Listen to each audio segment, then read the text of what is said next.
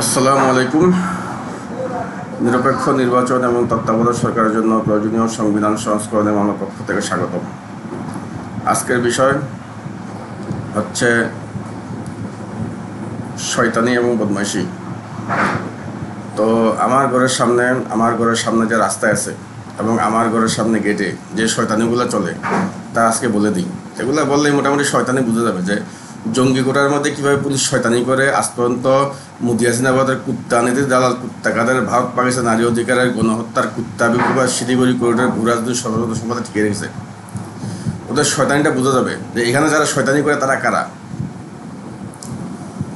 প্রথমেই ধরেন যে সেনাবাহিনীর একটা গাড়ি, একজন সেনা সদস্য এবং সাথে একজন সুপার কুংফু স্টার এসে ভাব ধরছে। ওটা আমার ঘরের সামনে না, আমার ঘর থেকে একটু দূরে। আমি গেছিলাম সেদিন গুলিস্তানে টাকা নোট চেঞ্জ করতে গেছি। তো নোট চেঞ্জ করে আসা দেখে যে পুলিশের গাড়ি এবং সাথে কুংফু স্টার ভাব ধরা। তো ওদের ভাব ধরা দেখে আমিও ভাব ধরলাম।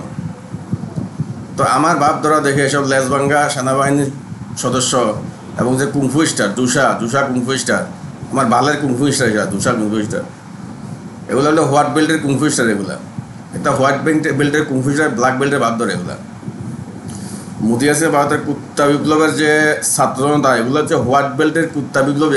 এগুলা ব্ল্যাক বেল্টের কুত্তা বিপ্লবী না।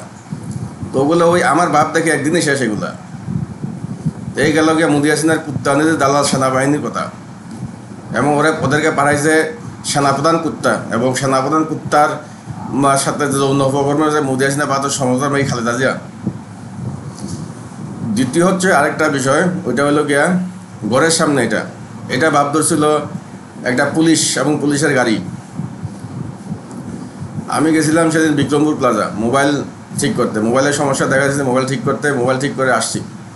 এসে দেখি যে ঘরের দরজার সামনে পুলিশের গাড়ি আড়াআড়িভাবে লাগানো, যে ঘরের গাড়ি ঢুকা যায় না, ঘরে ঢুকার কোনো ব্যবস্থা নেই, পুলিশের গাড়ি আড়াআড়িভাবে লাগানো।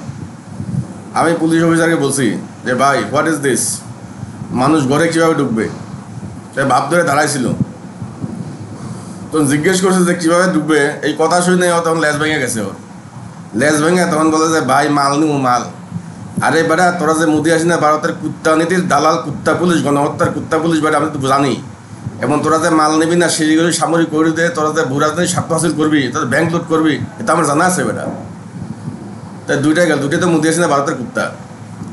আচ্ছা, তারপর 3 নাম্বার, মোটর সাইকেল 10-12-15টা মোটর সাইকেল ফিট করে রাখছে। আমার যে আঙ্গুলের যে পাওয়ার আছে, আমার যে আঙ্গুলে, এই আঙ্গুলের গিয়ার ওই মোটর ব্যাগের গিয়ার এসে ভালো। তো 15-16টা মোটর ব্যাগের গিয়ার। তো দেখে আমার বগা খাড়াইছে, বগা। এটা দেখলে আমার বগাটা খাড়ায়। তো বগাটা খাইছে। তো জিজ্ঞেস করলাম, হোয়াট ইজ দিস, এটা কি মোটর সাইকেলে গড়াউন নাকি? হ্যাঁ, তা বালের মোটর সাইকেল নেই এগুলা। তো 1 ঘন্টার মধ্যে মোটর সাইকেল ক্লিয়ার। তা মোটর সাইকেল আর এটা শয়তানি আসল নাই। এগুলো আর জীবন দেখি নাই, পুলিশও দেখি নাই, সেনাবাহিনী দেখি নাই, এটা জুসা কুংফু দেখি নাই, আর এগুলো এইসব ওই পুলিশও দেখি নাই। তারপর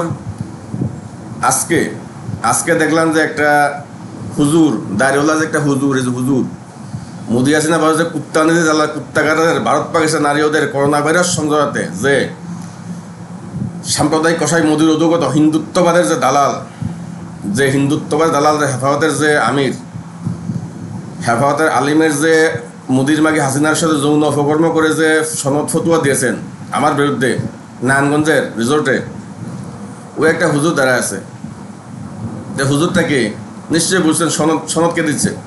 মোদির মাকে হাসিনা দিতেছে। আর সনদকার হিন্দুত্ববাদের, তাই এটা মোদি হাসিনা ভারত। আর যে সনদ, এই সনদটা আসছে কই থেকে? এই যে সনদের কোটা, এটা তো উপজেলা সালমান পরিবারের ট্রাম্প ইসরায়েল কোটা, যখন 2018 সালে ছিল। ওটা 2018 সালে ছিল ট্রাম্প গার্মেন্টস কোটা। 2016 সালে, 2017, 2018 সালে ট্রাম্প গার্মেন্টস কোটা। 2024 সালে করোনা ভাইরাসের পর থেকে, করোনার সময় থেকে ট্রাম্প গার্মেন্টস কোটা। মোদি হাসিনা ভারতের কুত্তা নীতির কোটা এটা। এবং মোদি হাসিনা ভারতের কুত্তা নীতির কোটা এটা মোদি কুত্তার কোটা, এটা মোদি কুত্তার কোটাই। এবং বাকমুদ ষড়যন্ত্রে ইসরায়েল আছে, এবং ইসরায়েল সরাসরি নাই ওখানে, ইসরায়েল প্রক্সি দিছে। ইসরায়েল হামাস হিজবুল্লাহ প্রক্সি হয়েছে, এবং প্রক্সি তো আমি করছি। ইসরায়েল তখন প্রক্সি হয়েছে। ইসরায়েল ইদানিং দালালি করে।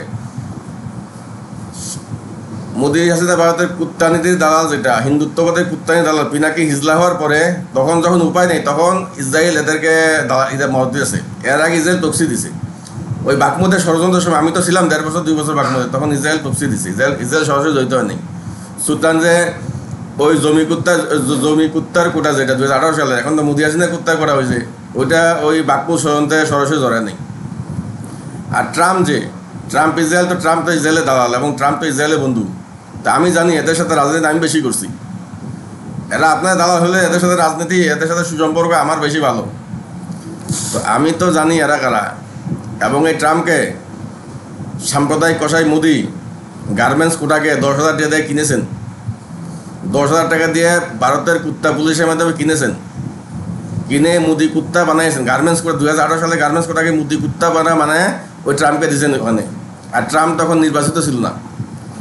ট্রাম্প তখন প্রেসিডেন্ট নয়। ট্রাম্পের তো ইসরায়েলের সাথে তখন বন্ধুত্ব, জাকুল ষড়যন্ত্র ছিল। কিন্তু বাকমুদ ষড়যন্ত্রের মূল ষড়যন্ত্রকারী কারা? মূল ষড়যন্ত্র বাইডেন এবং ঋষি সুনাক। ব্রিটিশের প্রধানমন্ত্রী ঋষি সুনাক ছিল। বাইডেন ছিল আমেরিকার প্রেসিডেন্ট। এবং এরাই তখন নেটো অর্থাৎ G7 এরাই ছিল।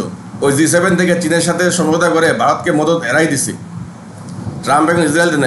ট্রাম্প তখন প্রেসিডেন্ট ছিল না, এবং ইসরায়েল তখন প্রক্সি দিচ্ছে। সুতরাং ওই G7-এর যে ওই যে মোদির যে পায়ুপথের যে দুর্গন্ধ, ফ্রান্সের হিজলারা যে মোদির সাথে যে এই যে এটা যে মোদি, হ্যাঁ, ওই মোদি কোটার হইল ইউনুস। ওই মোদি কুত্তার ওই যে বিছানিতে কোটার হলো ইউনুস। আর ওই যে বাকমুদ ষড়যন্ত্র আরেক দালাল ঋষি সুনাক, ওই বাণিজ্য ভূরাজনীতির ষড়যন্ত্র দালাল ঋষি সুনাক। ওই ঋষি সুনাকে করা হচ্ছে ইউনুসের করা হচ্ছে সরাসরি বাইডেন থেকে মদতপ্রাপ্ত। ওটা ভারতের দালালি করার জন্য। বাইডেন জন্য ভারতের দালাল, ইউনুস হলো ভারতের সরাসরি। ওটা কোনো কোটার না, ওইটা হলো নতুন কোটা, হলো নুরা কুত্তা কোটা। এটা ইউনুসের কোটা হলে নুরা কুত্তা কোটা। সুতরাং শয়তানি করবেন না। ঘরের সামনে শয়তানি করেন, ফেসবুকে শয়তানি করেন, ইউটিউবে শয়তানি করেন, পত্রিকা শয়তানি করেন। শয়তানি করতে করতে শয়তান হয়ে গেছে, না কিছু না। সুতরাং ওই চীনের জাহাজ উড়াইয়া নির্বাচন করা সম্ভব না। চীনকে আমি সরাসরি জিত দেবো যে ভূ রাজনীতি যে মোদি করতেছে, চীনের সাথে সভাতে মোদি যে এত সাহস পাইছে, এবং এটা বাংলাদেশের রাজশাহী বিভক্ত পৃথক হবে, এবং প্রকারান্তে এটা চীনের বিরুদ্ধে যাবে।